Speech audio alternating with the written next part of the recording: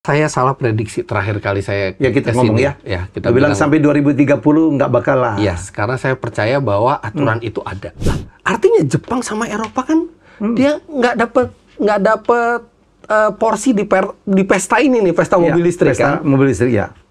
Mereka khawatir karena mereka tidak bisa membuat mobil dengan kualitas yang sama dengan harga yang sama tuh nggak bisa. Kalau kualitas sama pasti mereka harga lebih mahal. Bahkan Porsche rela rugi 851 juta US dollar. Pertama kali lewat telepon. Tiba-tiba ada telepon yang tidak dikenal. Biasanya nggak saya angkat. Betul. Nggak tahu kenapa waktu itu angkat deh, gitu ya. Angkat. Halo, dengan Pak Fitra Eri ya. Saya ini dari Kejaksaan Agung Republik Indonesia. Oh, langsung tek loh. Ah, penipu nih. Bener lo datang surat panggilan. Wah, bener ini.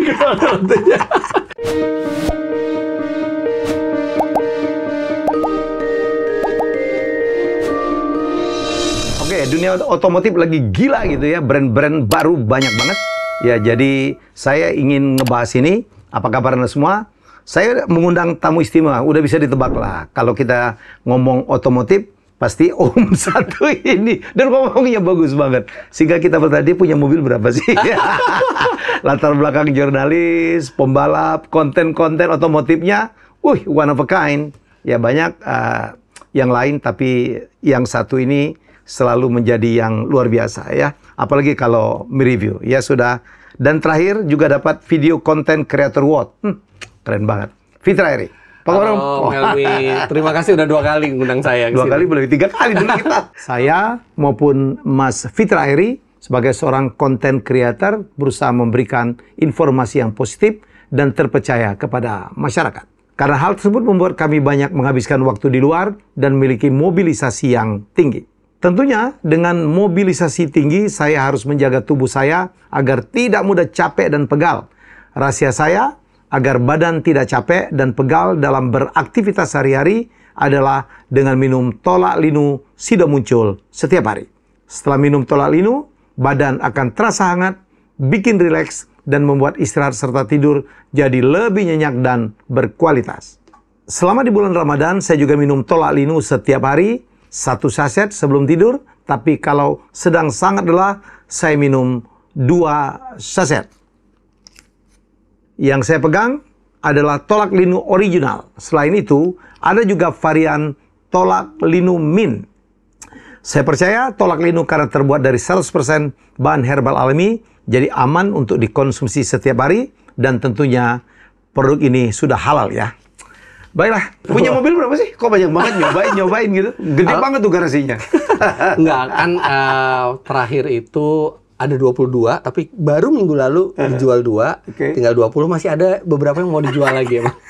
Tapi Om, saya kan konten kreator otomotif. Mobil itu jangan cuma dianggap sebagai barang konsumtif. Dari situ saya bisa belajar banyak tentang brand itu, bisa bikin konten gitu ya. Jadi nggak semuanya itu. Jadi benar punya 20 ya? Sekarang 20. Garasi lu seluas apa? Di rumah kan ada, terus habis itu tanah di sebelah rumah itu kan juga masih kosong, sama kita ada garasi satu lagi di Pantai Indah Kapuk. Nggak ada yang di jalan lah, pokoknya nggak ada yang parkir di jalan. Pantai Indah Kapuk itu kan banyak showroom ya. Pinter banget dong Fitra ya. Itu beli atau dikasih sama? Beli dong, kita nggak mau kalau dikasih. Karena kalau dikasih nanti nggak objektif. Nggak objektif. Jadi dan mobil yang saya beli itu mobil yang memang pengen saya beli. Jadi kalau ada misalnya APM tuh kadang-kadang suka banyak yang nawarin gitu kan. Mas beli mobil kita dong gitu kan. Nanti kita ada kerjasama gitu. Cuman kalau mobilnya nggak mau, nggak suka, nggak mau. Kalau mobilnya saya suka, saya beli pisahin ya, kerjasama sama saya beli mobil normal. Kerjasama hubungan sama manajer saya dan kerjasama pun kita lihat dia mau item kerjasamanya apa. Pokoknya endorse itu hanya untuk membeli waktu di konten saya, tapi bukan untuk bilang yang jelek jadi bagus. Jadi seorang Fitra tidak bisa dibeli, nggak bisa disogok. Nggak bisa. Kalau orang bayar itu adalah untuk membeli space di sosial media. Lain lagi. Tapi apa yang ada di space itu harus approval dari saya. Tidak boleh space di sosial media saya itu membohongi publik. Dan lu nggak mau ya di setel-setel karena bayarnya gede gitu? Enggak, kita pernah nolak. Kita pernah nolak. Oh iya? Ada segitu sombong lebih? Bukan sombong Om. Ada nih satu contoh, ada satu peranti yang dia klaim bisa menambah tenaga, bisa menghemat bahan bakar. Too good to be true gitu kan. Terus saya bilang, ketika dia datang ke saya liatin ini rate card-nya. Oke, kita setuju. Sebentar. Sebelum setuju, sini dulu produknya. Saya coba seminggu, 2 minggu, kok nggak ada. Saya nggak menemukan adanya perbedaan. Habis itu saya bilang, sorry, kita nggak bisa terima karena nggak ada perbedaan. Kita mesti ngomong apa gitu. Kalau kita masukin di video, yang rugi lu karena gue bilang nggak ada ininya. Gini deh, ini ada kok dari hasil penelitian kita. Jadi pakai hasil penelitian aja, nanti kita bayar 2 kali atau 3 kali dari rate card. No, nggak mau. Karena yang saya sampaikan itu harus yang tidak membohongi publik. Dengerin tuh ya. Jadi itulah membuat seorang Fitra Eri dihormatin. Bukan cuma saya, semua juga bisa sebenarnya, itu resep yang sederhana. Be honest. Tapi nggak semuanya begitu dong. Ya kadang-kadang godaan uang kan. Iya, karena endorse. Jadi kebetulan gue sekarang jadi ketua asosiasi kreator konten seluruh Indonesia tuh. Oh ya, gue baca tuh di Instagram. Nah, lu bantu gue tuh gitu. Karena nggak usah di asosiasi konten kreator. Om Helmi butuh bantuan apa aja pasti saya bantu. Thank you. Seperti hari ini. Gue tahu dia sibuk banget. Semua mobil masuk harus manggil Fitra. Jadi menurut saya udah tiba saatnya kita itu berkreasi dalam bidang video segala macam, menyampaikan sebuah kebenaran ya. Jangan bohong, jangan hoax, jangan memfitnah, positif lah. Karena di zaman kita dulu, ya mungkin Om Helmi umur lebih dari saya, tapi kita di zaman yang sama. Dulu sumber informasi itu buku koran, dan majalah. Itu sebelum dipublish itu ada editornya, ada pengecekan datanya semua. Jadi walaupun kita lebih susah mendapatkan informasi, tapi informasinya pasti benar. Kalau sekarang kita gampang mendapatkan informasi, tapi belum tentu benar. Ya, sekali lagi ya kita baru saja lah, kita tahu lah ya. Ada orang ngomong karena dibayar. Oh iya, ada banyak. Yang lebih parah lagi, ada konten creator main ngancam-ngancam. Lu kalau nggak bayar gua buka lo. Iya. Waduh ya Allah. Itu juga agak beda ya antara saya lihat di konten kreator food review ya. Food review terjadi. Food review itu nggak bisa disamain seperti di mobil. Mobil itu industri yang besar. Complicated. Ketika kita menyampaikan sebuah kelemahan, itu akan dianggap sebagai kritik dan itu bisa diperbaiki di produk berikutnya. Sedangkan kalau di UMKM, dia langsung terkena. Makanya saya setuju sekali dengan almarhum Bondan Winarno. Jadi ketika makanannya enak, beliau akan up ke sosial media. Tapi kalau makanannya nggak enak, dia akan kasih kritik ke orangnya tanpa menjatuhkan dia di sosial media. Betul. Bahkan dia ada 2, yang enak banget tuh Manyus kalau nggak salah, yang enak tapi nggak istimewa Top Marco Top. Iya, betul. Jadi dia tuh nggak pernah menyakitin. Karena sekali apa yang kita sampaikan membuat itu usaha tutup, yang rugi puluhan orang. Tukang parkirnya, suppliernya, tukang masaknya gitu. Tapi memang ada yang berlindung di balik loh. Kita kan harus menyampaikan ke konsumen supaya konsumen tidak salah. Yes, itu memang betul. Ketika kita ada makanan yang kita kritik, itu akan membantu orang untuk tidak membeli itu. Tapi impact-nya akan sangat besar ke pengusahanya. Dan makanan itu kan harganya, maksudnya tidak membuat orang itu jadi miskin. Tapi kalau mobil, itu kita benar-benar harus ini karena kredit gitu. Karena orang mengeluarkan ratusan juta sampai miliar rupiah di situ. Om, kita ngomong sekarang serbuan produk-produk Cina. Jadi gimana? Apa pendapat seorang Fitra Eri? Ternyata saya salah prediksi terakhir kali saya kita ngomong ya. Kita bilang sampai 2030 nggak bakal lah. Karena saya percaya bahwa aturan itu ada. Aturan bahwa 2030 produsen mobil tidak akan memproduksi mobil listrik lagi. Dan itu kan diinisiasi oleh Eropa, kemudian diikuti oleh Jepang. Cina masih belum masuk radar waktu itu. Tiba-tiba Cina mengeluarkan mobil-mobil listrik yang jauh lebih lengkap fiturnya, nyaman, kualitasnya bagus, dengan harga jauh di bawah. Sekarang mobil listrik terlaris di Indonesia, 10 besar, itu sekitar 7 atau 8 mereknya itu adalah Cina. Yang bisa bersaing dengan Cina tuh mungkin cuma Hyundai. Korea. Hyundai. Lah, artinya Jepang sama Eropa kan dia nggak dapet porsi di pesta ini nih, pesta mobil listrik kan. Mobil listrik Mereka khawatir karena mereka tidak bisa membuat mobil dengan kualitas yang sama, dengan harga yang sama tuh nggak bisa. Kalau kualitas sama pasti mereka harga lebih mahal. Nanti kita bisa ngomong kenapa Cina bisa semurah itu. Akhirnya sekarang mulai berubah itu peraturan. pabrikan-pabrikan Eropa kemudian bilang bahwa mereka membatalkan di 2030 mereka full elektrik untuk waktu yang belum ditentukan sampai kapan. Karena pasti tidak mampu bersaing sama Cina. Betul. Jepang, Honda, Toyota juga bersatu untuk mereka tidak lagi di 2030. Mungkin mereka akan tetap memproduksi mobil hybrid atau hidrogen. Kemudian ketika si mobil listrik ini sudah tidak lagi menjadi prioritas dari pabrikan Jepang dan Eropa, artinya kita di atas 2030 kita masih akan punya mobil internal combustion. Mereka benar-benar tidak bisa, minimal sampai sekarang tidak bisa bersaing. Kalau tetap 2030 itu mobil listrik tidak boleh ada lagi, yang ada hanya mobil Cina di jalan. Nah, itulah yang membuat kekhawatiran banyak pabrikan sekarang. Bahkan Porsche rela rugi 851 juta US dollar, sekitar 10 triliun ya itu ya, untuk kembali lagi ke internal combustion.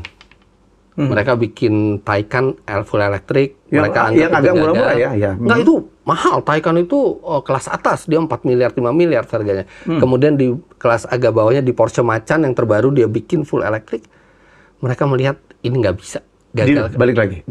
Dia balik lagi, dia putar arah, dan untuk langkah itu kerugiannya hampir 10 triliun. 10 triliun lebih malah. Pasti itu dengan hitungan yang matang ya, Pak? Betul, dengan hitungan yang matang. Karena harga mereka nggak bisa bersaing dengan Cina. Nah, terus saya juga bingung, kenapa Cina yang dulunya 20 tahun lalu kita nggak anggap itu. Anggap remeh itu. Anggap remeh. Sekarang bisa bagus sekali. Ternyata 20 tahun lalu, mereka yang penting itu bukan membuat mobil yang berkualitas. Yang penting mobil yang murah zaman dulu. Karena untuk diserap pasar Cina yang waktu itu ekonominya belum begitu bagus. Sekarang, itu ada puluhan merek mobil di Cina yang saling bersaing satu sama lain untuk merebut perhatian publik. Akhirnya persaingan di dalam negeri itu yang membuat mereka kualitasnya bagus. Membaik. Kemudian tenaga kerja juga relatif murah di Cina, serta ketika mereka ekspor, mereka juga diberikan insentif oleh pemerintah. Oleh negara-negara, dan juga oleh negara-negara yang menerima ya, termasuk Indonesia ya. Betul. Akhirnya mereka bisa membuat mobil dengan sangat efisien, dibantu oleh negaranya pula, yang lain berat. Jadi kemarin saya Cina bolak-balik, ternyata ada 168 brand EV. 168 ya. Bayangkan 168 itu bersaing. Pasti mereka akan membuat mobil yang makin bagus, makin murah, produksi yang makin efisien. Dan ketika itu mereka bisa memenangkan pertarungan di Cinanya, ketika mereka bawa ke luar negeri ditambah insentif pemerintah, jadilah mobil listrik yang bagus dan harga murah. Jadi dulu memang. Jadi ada program namanya Made in China 2025. Pokoknya dulu ada satu Perdana Menterinya, siapa namanya, Li Keqiang, minta dulu 10 tahun lalu produk Cina itu kan murah, jelek, kualitas. Murah, jelek. Dia mau menjadi nomor 1. Itu yang terjadi. BYD segala macam. Zeekr bikin ya. Xiaomi bikin. Keren-keren. Betul. Dan banyak produknya, brandnya yang mengalahkan Amerika. Jadi pemerintah memang hadir tuh. Ngurangin pajak, murahin bunga, dibantu research. Dan ketika mereka udah punya uang, Om, mereka tinggal membajak orang-orang di balik bagusnya merek lain. Itu di BYD itu ini desainernya Audi. Di Audi. Karena di balik sebuah mobil yang bagus, pasti ada otak yang berpikir ya. Otaknya di hijack ke sana.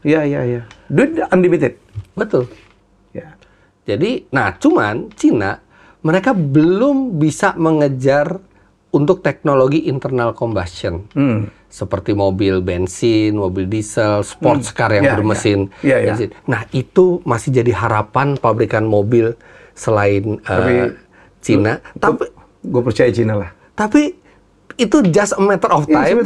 Cina mau melakukan itu, mereka tinggal ambil aja orang-orang yang dibalik itu. Gila Cina. Sekarang mereka udah internet udah paling canggih. Mereka udah mau 6G. Lo tau nggak ya, sampai ke puncak gunung 5G on. Gitu. Betul. Teknologi drone, kereta api udah paling cepat. Betul. Jet udah generasi 6.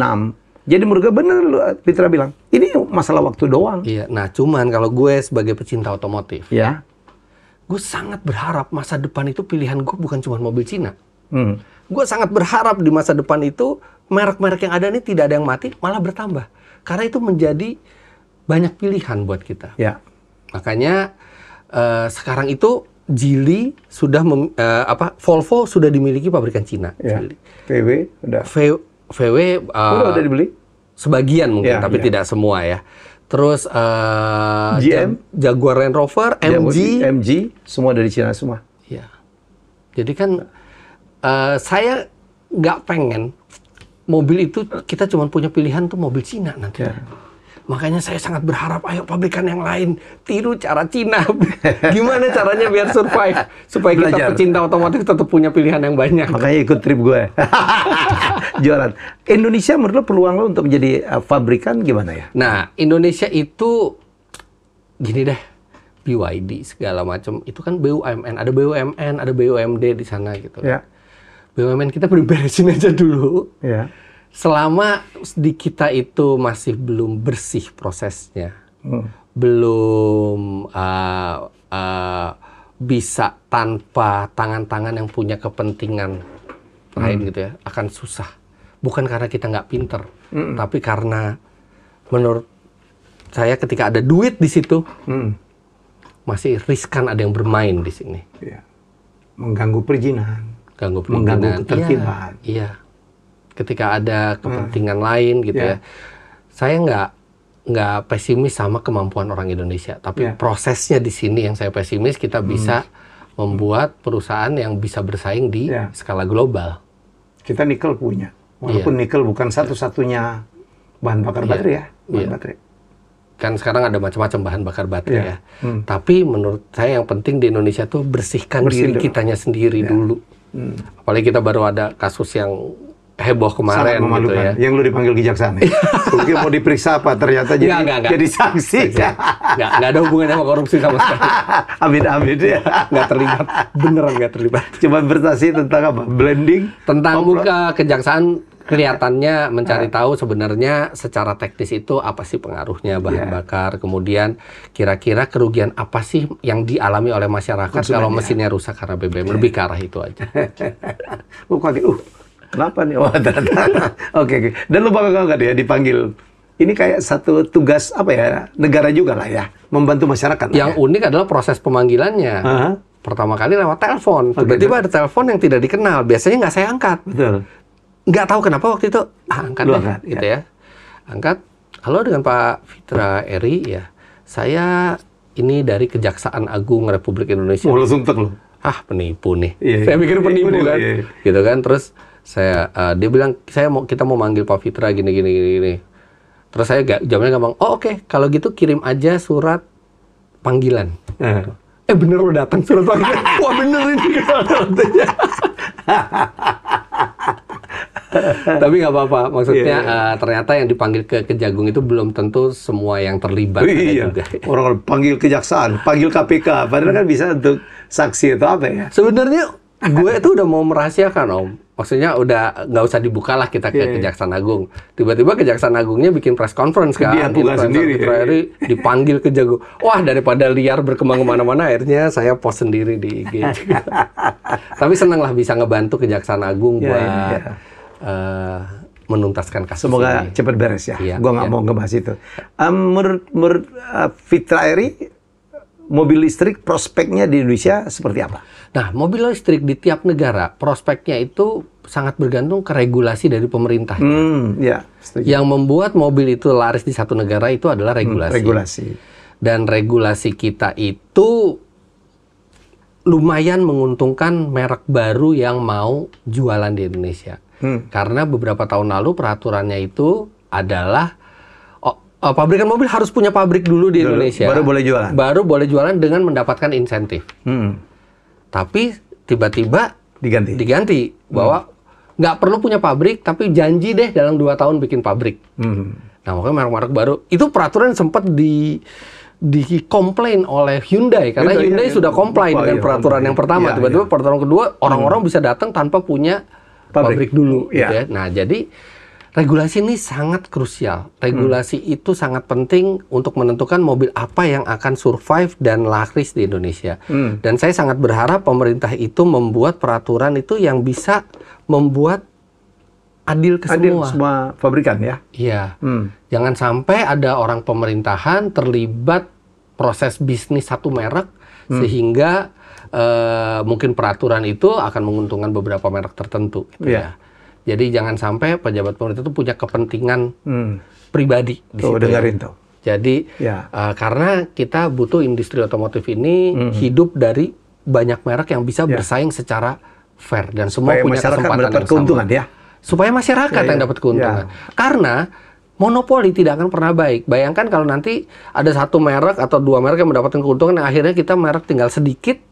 Ketika sudah terjadi monopoli, pasti masyarakat yang rugi. Sekarang kita nikmatin lah ya, ada sekarang mobil BYD dengan 200 juta gitu masuk ya.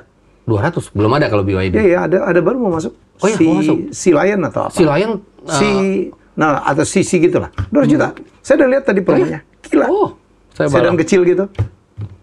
Wow. Wow gitu. Sekarang juga udah ada mobil-mobil listrik yang di bawah 200 juta kan udah mulai masuk. Yang dulu nggak pernah kepikir ada mobil listrik di bawah itu. Dan bagus. Ya. Nah, teknologi itu akan selalu berubah, Om. Akan selalu ada teknologi baru, selalu ada terobosan baru, tapi regulator disitulah yang mengatur supaya nggak akhirnya nanti ujungnya cuma satu pemenangnya. Menguntungkan. Ya. Kalau saya kepengen tuh cuma kepastian hukum ya. Firm gitu, jangan berubah-berubah. Nah, itu penting banget. Itu penting banget. Karena di industri otomotif itu long term investment.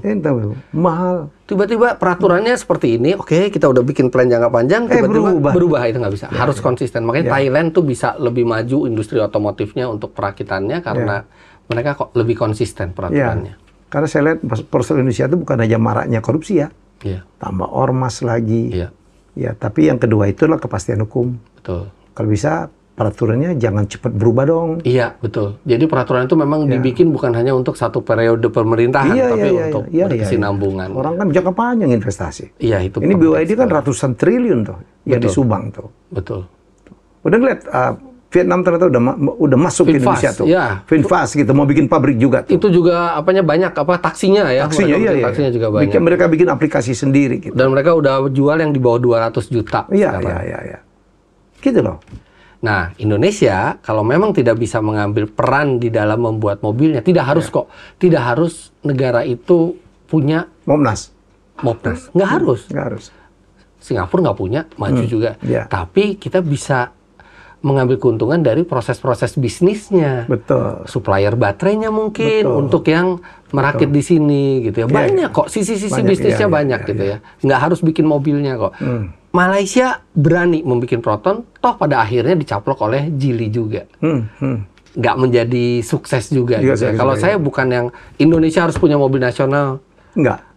Tapi kita banyak sisi yang lainnya yang kita bisa bagus di situ. Kemarin saya lihat data, saya ngasih seminar, sebelahnya ada orang Gaikindo. Ternyata pangsa pasar mobil listrik itu di Indonesia kecil sekali ya. Udah mendekati ke 10%, masih di bawah 10%. Masih di bawah 10%. Itu pun kali digabung hybrid kali.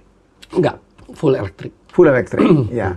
Jadi yang internal combustion itu kan masih gede banget tuh. Karena kan sebagian besar pembeli kita, Om Helmi, bukan di kota besar. Di mana mungkin nge-charge itu nggak semudah kita. Kita mau nge-charge tinggal minta PLN nambah daya. Di daerah-daerah mungkin nggak semudah. Nggak gampang. Kemudian sebagian besar pembeli mobil adalah satu-satunya mobil yang mereka punya. Yang di luar kota besar. Iya, sebagian besar di Indonesia. Karena Indonesia kan kota besar tuh sebagian kecil lah cuma kota besar tuh. Sebagian besar tuh di pelosok-pelosok. Nah, itu memang belum bisa mobil listrik itu menarik buat mereka. Nge-charge-nya susah, nge-charge-nya lama. Nah, jadi ketika mereka cuma punya pilihan satu atau dua mobil, mereka pasti pilih mobil biasa. Apalagi keuntungan mobil listrik bebas ganjil genap, nggak bisa dinikmati juga di sana. Itu cuma Jakarta doang tuh. Iya. Nah, kan ganjil genap. Betul. Jadi untuk bisa bikin mobil listrik itu 100% di Indonesia, misalnya 2030 tetap gitu ya, itu PR-nya banyak sekali pemerintah untuk bikin infrastruktur kelistrikannya itu di daerah-daerah tuh gitu. Jadi masih nggak tahu kita ke depan kayak apa ya. Saya lihat mobil hybrid lebih laku ya, Om Pitra. Mobil hybrid masih lebih laku karena mobil hybrid itu lebih fleksibel dan lebih murah. Dan lebih murah, mestinya lebih ekonomis ya. Mestinya. Ya. Tapi sekarang mobil hybrid itu sebagian besar bukan punya Cina. Ya. Mobil hybrid itu sebagian besar punya Jepang. Ya. Dan harganya masih lebih mahal dibandingkan mobil Cina yang elektrik. Tapi tetap mobil listrik itu, mobil hybrid itu banyak dipilih karena dia fleksibel, dia nggak perlu ngecharge, dia juga pemakaian bahan bakarnya sangat hemat. Dan hybrid ini kita nggak seboros mobil internal combustion, tapi juga nggak serepot mobil listrik. Dia in between ya. In between gitu ya. Saya lihat kemarin sekali full tank ada yang sampai 1.100 kilometer gitu. Jadi kalau Jakarta Bali mah nggak perlu ngisi lah. Nggak perlu ngisi. Dan kalaupun perlu ngisi paling cuma 2 menit, 3 menit selesai prosesnya. Karena bensin. Iya. Nah, cuman di kota besar mobil hybrid tidak menikmati satu bebas ganjil genap, pajaknya pun tidak seperti mobil listrik. Betul. Mobil listrik kan pajaknya 0. Iya. Gitu. Karena dianggap green energy ya, tidak. Karena keinginan pemerintah mengakselerasi penjualan mobil listrik. Mobil listrik. Iya. Karena alasannya adalah green energy. Karena ramah lingkungan. Moga-moga emang itu benar alasannya. Walaupun ada yang kritik juga. Siapa bilang mobil listrik baterainya nanti gimana? Limbah juga. Iya, memang. Jangan ngomongin limbah dulu deh. Banyak orang bilang percuma mobil listrik karena kita pakai listrik dari batu bara. Oh iya betul.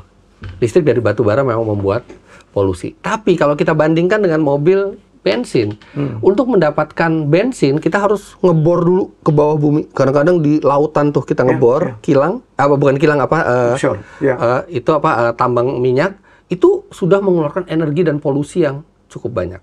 Setelah minyak mentah itu diangkat, dikirim pakai kapal ke kilang.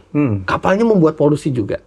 Kilangnya juga memakai energi untuk membuat bahan bakar. Setelah bahan bakarnya jadi, dikirim ke depo-depo pakai truk. Dari truk dikirim dari depo dikirim ke SPBU pakai truk yang berpolusi juga. Setelah dimasukin ke mobil, mobilnya jalan berpolusi juga. Polusinya dari hulu ke hilir.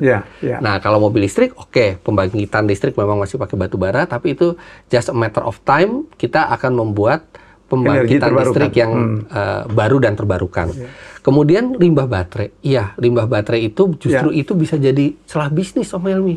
Kita tahu nanti di masa depan akan banyak limbah baterai. Kenapa nggak dari sekarang kita siapin pusat recycle baterai?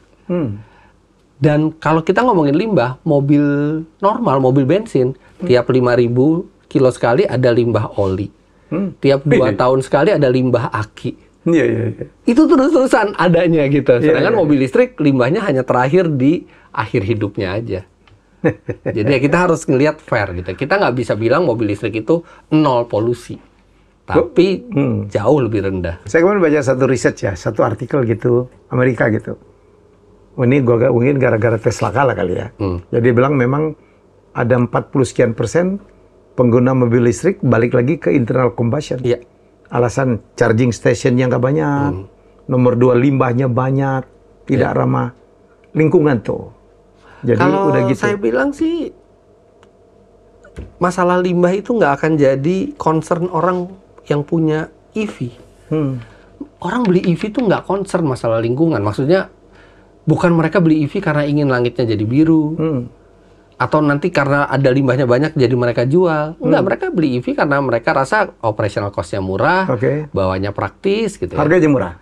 Harganya murah gitu. Jadi balik ke konteksnya tadi, kalau misalnya orang balik lagi ke internal combustion, menurut saya karena ada beberapa keunggulan internal combustion yang belum bisa tergantikan mobil listrik. Mengisi energinya cepat gitu ya. Dan satu lagi, yang bahkan mungkin di Indonesia akan membuat orang balik ke internal combustion.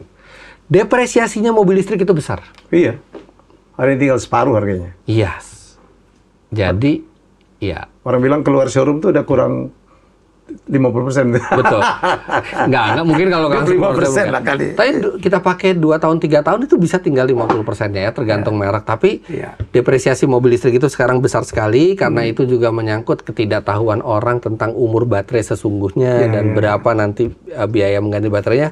Plus mobil listrik kita beli hari ini, kita beli mobil A. Tiba-tiba 2 bulan, 3 bulan lagi keluar yang lebih bagus dari yang kita punya dengan harga lebih murah. Gimana yang ini harganya nggak jatuh? Jadi hati-hati, mobil listrik sangat menyenangkan. Saya sendiri punya beberapa mobil listrik, tapi siap-siap dengan depresiasinya. Jadi tips lo untuk memilih mobil listrik apa? kalau orang nggak pengen sakit hati dengan depresiasi, beli mobil yang jangan lebih dari yang 500 juta. Jangan yang mahal-mahal. Jadi kalaupun depresiasinya secara persentase besar, secara rupiah nggak terlalu sakit. Tapi kalau udah di atas 1 miliar itu akan lumayan besar. Dan kemudian kalau misalnya kita nggak pengen depresiasi itu terlalu menyakitkan kita, ya kita jangan jangan berpikir kita pakai mobil listrik 2 tahun 3 tahun kita jual. Kalau mau kita pakai sebentar, jual lagi, ya mungkin ada depresiasi dikit, atau pakai yang sekalian sampai ini gitu. Karena ini mainan yang sangat mahal ganti-ganti mobil listrik gitu, mobil. Nah, tapi saran paling benar adalah yaitu jangan lebih dari 500 juta deh coba kalau beli mobil listrik, supaya itunya nggak terlalu ini. Om Fitra itu ada nggak ya patokan? Kalau gua itu dengan bini gua 5 tahun gua harus ganti itu, karena asumsi gua kalau di atas 5 tahun ya itu udah mulai rewel, udah harus banyak yang mainnya harus diganti. Nah, gua nggak pernah matok, karena kebetulan mobil gua ada lumayan banyak pilihan gitu ya. Jadi kalau mobil itu belum ada penggantinya yang layak, itu akan gua simpen terus. Tapi kadang-kadang ada juga mobil baru gue punya setahun. Tiba-tiba, aduh, kok ada ini ya? Ada yang lebih menarik, itu bisa. Sebelum setahun pun dijual bisa. Jadi tidak di-plan untuk dipakai beberapa lama, tapi selalu ngelihat ke pasaran, ini bagus nih buat ganti ini, ya udah yang ini jual, yang ini masuk. Gitu. Kenapa? Garasi udah nggak muat. Lebih ke istri sih. Istri itu sabar. Istri lu suka otomotif juga nggak? Enggak. Dia nggak suka otomotif. Dia cuman tapi dia wanti-wanti gini.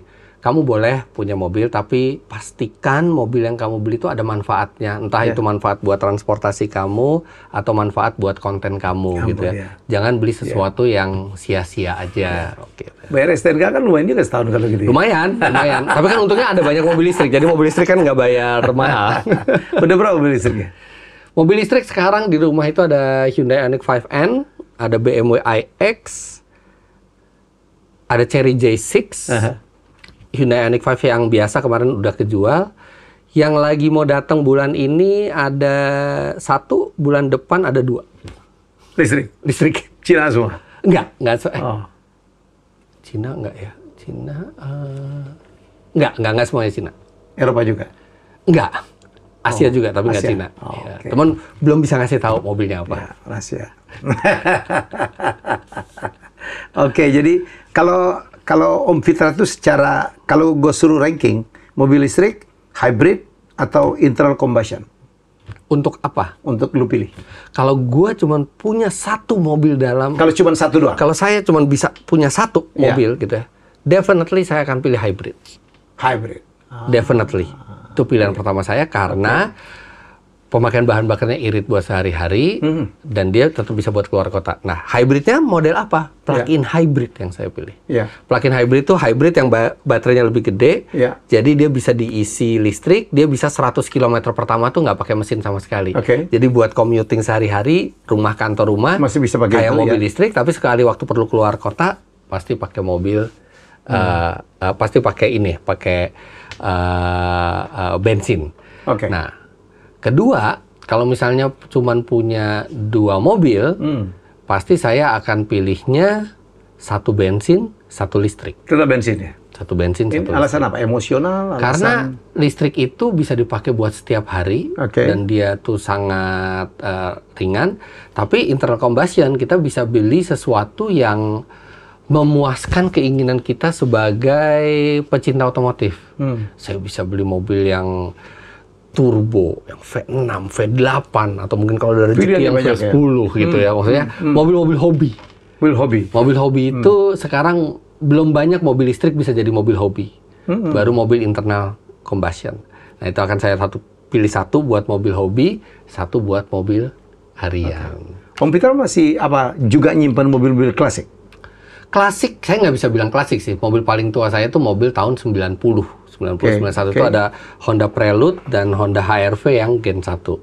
Jadi itu klasik, untuk Honda itu klasik, tapi bukan klasik yang tahun 50-an. Adalah beberapa saya masih simpan mobil yang tahun 90 awal. Ya, kalau Honda itu kan Honda Civic, setrikaan gitu ya. Setrikaan. Oh, mahal-mahal tuh harganya sekarang. Iya. Mobil-mobil impian zaman muda tuh mahal-mahal tuh. Accord zaman itu, wah gila-gila ya. Gue dulu pakai Genio, Mas. Oh, Genio. Aduh, seneng banget. Tahun 9? Tahun 90-an lah, akhir kali. Mobil bekas pun gue bilang. Iya. Keren banget. 92 sampai 96 tuh. Genio, Estilo. Estilo, ya. Iya. Nah, Om Helmi sendiri pakai mobil listrik kan? Saya lihat tuh ada mobil listrik. Iya, karena gua rumah gua sekarang di Sudirman. Apartemen, tempat parkirnya nggak bisa banyak. Jadi gua apartemen gimana cara ngecas? Ada. Kita bisa masang sendiri. Oh, bisa? Bisa masang. Nggak semua apartemen bisa nggak semua gitu. Nah, itu di Amerika juga salah satu hambatan orang yang di negara maju yang tinggal di apartemen itu susah ngecasnya. Tapi di tempatnya Om Helmi bisa. Ya, apartemen kita apartemen lama. Kalau yang baru malah dia punya charging station, lebih enak lagi. Jadi kita sekarang, kita kan dapat slot parkir tuh, nomor berapa. Kayak gua ME 4B, itu kita bisa masang di belakangnya. Nah, Om Helmi sendiri sekarang udah punya mobil listrik di garasi. Dan lagi ada beberapa mobil listrik yang mau datang lagi. Ya. Dari sudut pandang Om Helmi nih, yang bukan sebagai orang otomotif gitu ya, benefit apa dari mobil listrik yang dirasain? Pertama, karena gue tinggal di daerah yang mewajibkan genap ganjil tuh. Oke, itu. Dulu mobil gua kan 4, bini gua kan dirut dan gua aktif gila. Jadi kita punya mobil genap ganjil tuh. Mahal banget. Saya punya mobil, baru gue jual 6 tahun, dipakai. Itu mileage-nya nggak sampai 4.000 tuh. Gitu. Karena jarang kepake juga akhirnya. Jadi menurut gue sih a lot of saving lah ya. Nah, jadi, satu mobil listrik nggak cukup nih? Nggak cukup dong. Karena kan istri saya aktif, saya aktif. Ya, jadi kita minimal akan punya 2. Nah, satu mobil bensin kita akan simpen tuh. Jadi kita cukup 3 mobil. Dulu gue sampai 5, anak juga sendiri lagi ya. Untuk antar jemput, untuk ke ini gitu. Wow, costly banget. Ya. Jadi sangat membantu aktivitas sehari-hari mobil listrik itu. Murah ya kan, operasional murah gitu. Tapi belum bisa bergantung hanya ke mobil listrik. One day bisa kali. Kalau gue bisa gue pegang BMW seri 5 ya. Itu lebih kepada ada nostalgia di situ. Iya. Bahkan mobil listriknya juga BMW. Iya, BMW. Bini gue tuh Eropa banget. Kalau gue ada Cina banget nih. Oh gitu ya. Karena bolak-balik ke Cina. Gue lihat gue ada ke pabriknya SAIC. Gue ke headquarternya BYD 5 kali gitu. Sampai gue hafal kenapa dia bisa bikin mobil murah tuh, sampai gue hafal gitu ceritanya. Kenapa? Cerita mereka gimana mereka bisa bikin mobil murah? Satu, scale of economy. Scale of, karena volume. Ya. Karena dia bikin selalu paling banyak. Dan dalam negerinya sendiri volume besar. Jangankan dalam negeri gede. Sekarang mereka bayangin dia bikin 3 juta unit gitu. Unit cost-nya murah banget. Nomor 2, saya pikir memang produktivitas karyawannya gila. Malah mereka sekarang pakai robot kan? All robotik. Jadi BYD itu udah bisa merakit mobil, buat mobil 72 detik. Satu unit. Mobil? Satu unit.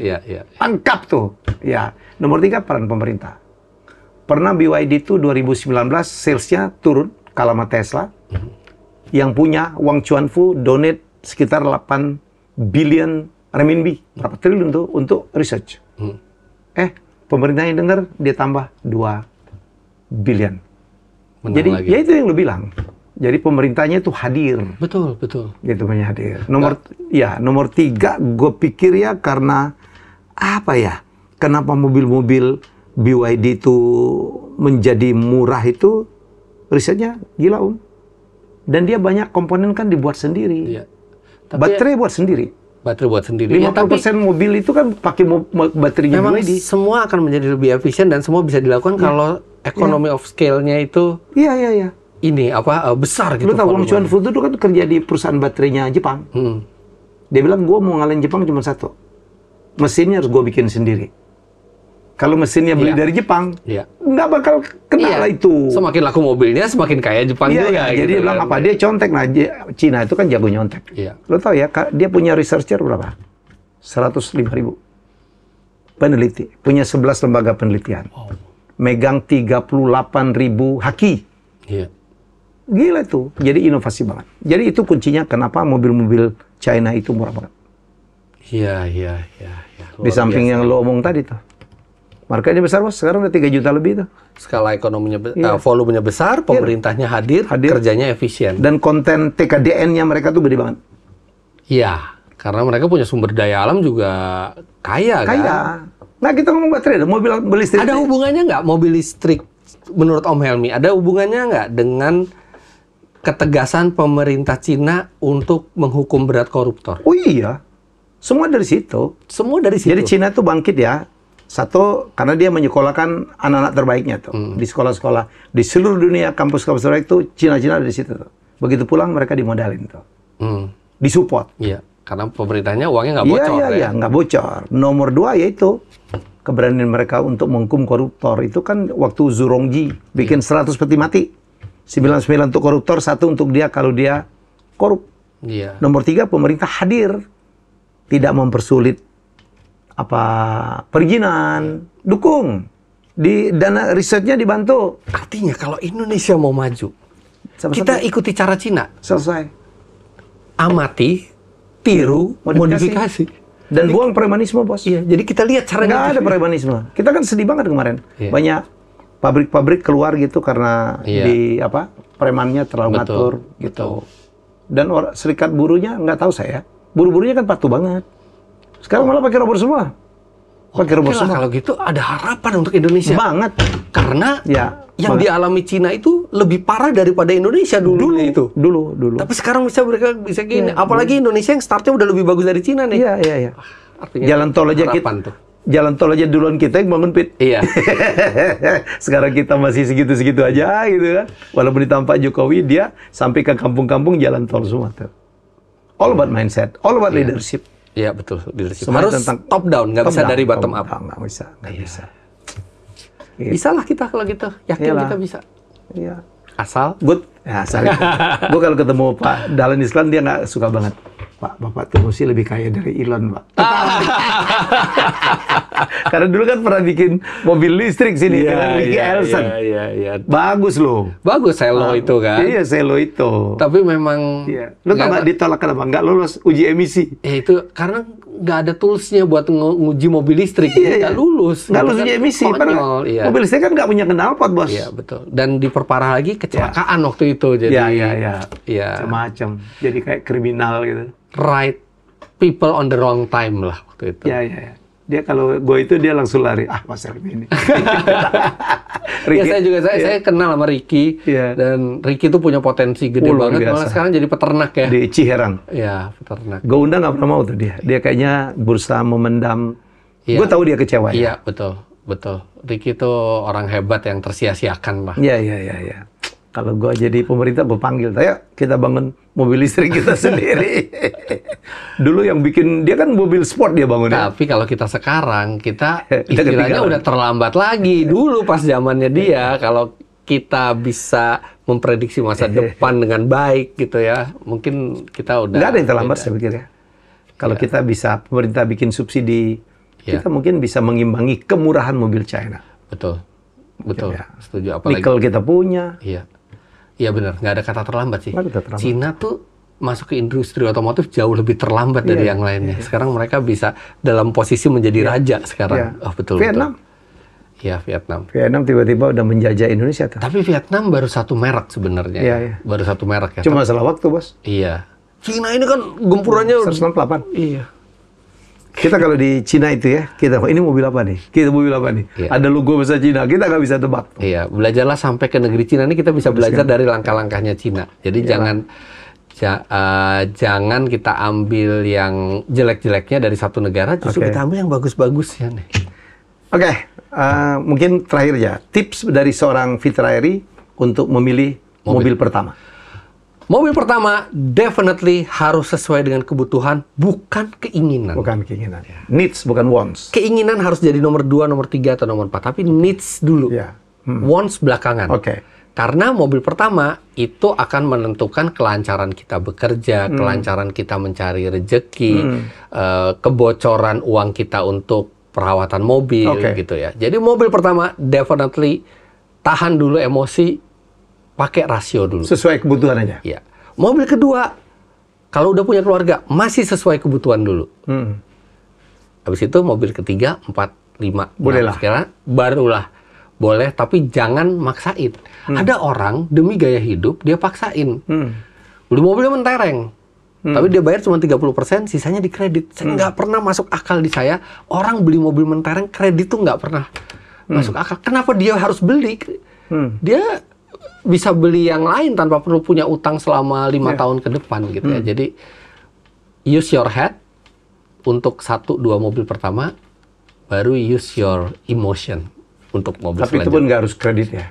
Sebaiknya untuk mobil yang dibeli dengan emotion, jangan kredit. Saya hanya bisa menerima di akal pikiran saya kredit itu untuk mobil pertama atau kedua yang memang dibutuhkan untuk keluarga itu. Duitnya kurang, cicil. Kan gitu kan? Iya. Ya. Kalau mobil pertama memang kita butuh. Duit kurang ya kita nyicil aja karena kita memang butuh mobil itu. Tapi kalau kita udah punya 2 mobil terus aduh ada mobil bagus. Sampai maksain kredit menurut saya nggak masuk akal. Oke. Setuju gak? Thank you, Thank you, Om Helmi. Sukses ya. Sehat-sehat terus. Kayaknya kapan-kapan lu harus ikut gua ke Cina nih. Ikut dong, ayo. Gua pernah ke SAIK. SAIK kita lihat ini loh, bagaimana Volkswagen di install. Di sana ya? Semua, ya. Kalau BYD kita biasanya nggak bisa masuk pabrik karena rahasia, tapi kita ngelihat prosesnya. Kita mau ruang kelasnya, bagaimana mereka menjadi nomor 1 di dunia. Siap. Om Helmi udah sering nanyain saya tentang otomotif, nanti sewaktu-waktu kapan-kapan saya undang ngomongin Om Helmi, gimana bisa menjadi Om Helmi yang sekarang. Dengan satu, senang hati lah. Siap. Thank you ya, nanti kan saya di podcastnya Fitra. Belum ada sekarang, kalau ada nanti. Kalau ada nanti. Belum needs dia. Kita jumpa lagi dengan tamu hebat selanjutnya. Bye-bye. Bye-bye. Terima kasih sudah menonton Helmi Bicara. Jangan lupa untuk like, komen, share, dan subscribe.